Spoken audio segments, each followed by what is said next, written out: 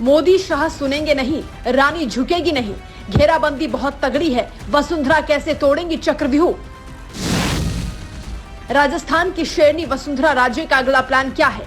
विरोधियों पर पलटवार या इंतजार? राजे रजवाड़ों की भूमि में वसुंधरा राजे का सिक्का चलता है। लेडीज सिंघम की सियासत समझिए।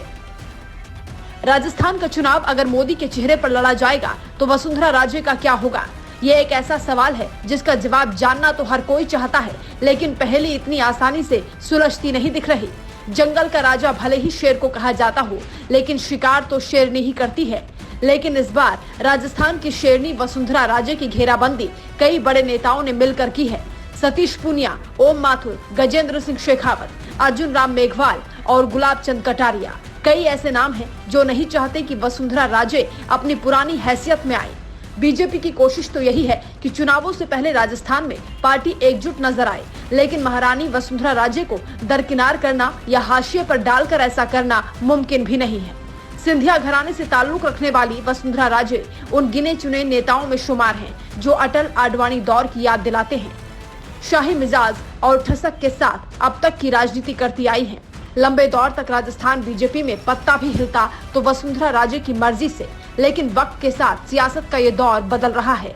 आखिर महारानी की चुनौतियां क्या है, आइए समझते हैं। पहली चुनौती, कई मौकों पर मोदी शाह का अपमान कर चुकी है वसुंधरा, आज वो डिसीजन मेकर हैं, मनाना होगा।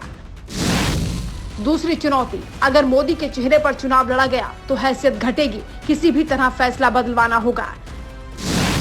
तीसरी चुनौती, कई बड़े नेता जिनकी वसुंधरा से बनती नहीं आज ताकतवर हैं, वसुंधरा को इनकी काट ढूंढनी होगी। चौथी चुनौती, मौजूदा प्रदेश अध्यक्ष सतीश पूनिया से बनती नहीं, पूर्व प्रदेश अध्यक्ष ओम माथुर भी खिलाफ है। पांचवी चुनौती, केंद्रीय मंत्री अर्जुन राम मेघवाल, गजेंद्र सिंह शेखावत भी राजस्थान का सीएम बनने के सपने देख रहे हैं। राजस्थान में 2 बार की मुख्यमंत्री रह चुकी हैं वसुंधरा राजे, सभी इलाकों में उनका दबदबा है, कद भी काफी बड़ा है, लेकिन वो क्यों नहीं मोदी शाह की पसंद बन पा रही हैं, इसका भी एक पुराना किस्सा है।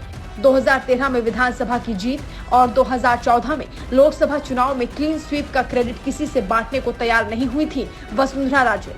2014 में पीएम मोदी के शपथ ग्रहण से पहले बेटे दुष्यंत को मंत्री पद दिलाने के लिए वसुंधरा राजे कोप भवन में चली गई थी, तब संघ ने बीच बचाव किया था।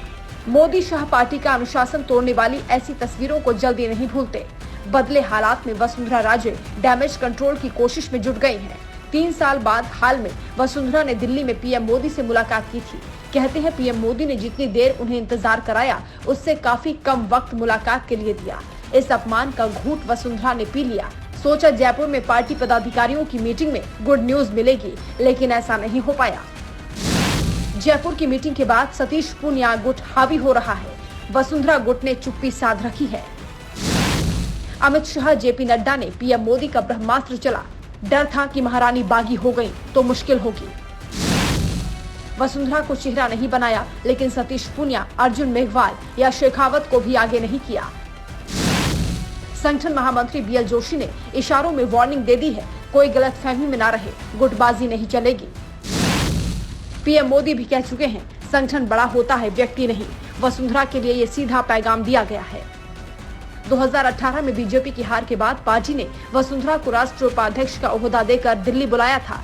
मकसद यही था, उन्हें राजस्थान की राजनीति से दूर रखा जाए। 4 साल बाद महारानी अपने किले में लौटने को बेताब है, लेकिन इसके लिए एक युद्ध करना होगा। राजघरानों में किसी भी युद्ध की व्यूह रचना कई स्तरों पर होती है। महारानी वसुंधरा राजे का अगला दांव क्या होगा, कोई नहीं जानता। टीम बदलाव।